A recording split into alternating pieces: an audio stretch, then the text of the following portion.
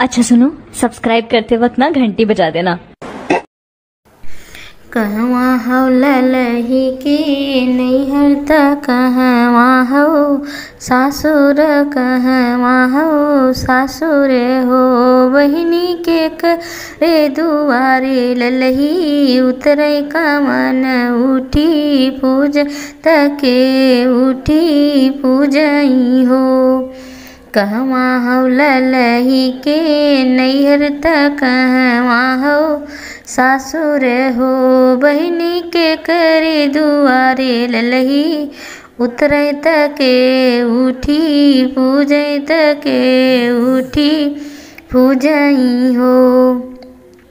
मथुरा हो ललही के नैहर त वृंदावन सासुर त वृंदावन सासुर हो बहिनी अवधेश राम दुआरे ललही उतरे त विद्या देई उठी पूजई हो बहिनी अवधेश राम दुआरे ललही उतरे त विद्या देई उठी पूजई हो बहिनी।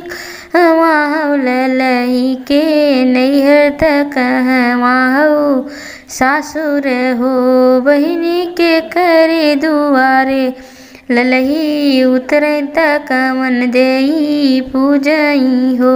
मथुरा हो ललही के नैहर त वृंदावन सासुर त वृंदावन सासुर हो बहिनी अरुण राम दुआरे ललही उतरे त संगीता उठी पूजई संगीता उठी पूजई हो। कहवा हो ललही के नैहर त कहवा हो सासुर हो बहिनी का करे दुआरे ललही उतरे कमन देई उठी पूजई हो।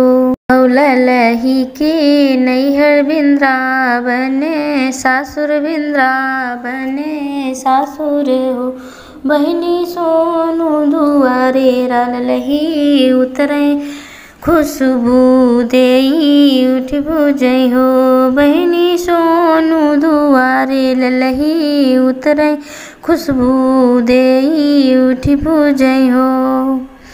कहवा हो ललही के नैहर त कहवा हो सासुर हो बहिनी के करे दुआरे ललही उतरे तके उठी पूजई तके उठी पूजई हो।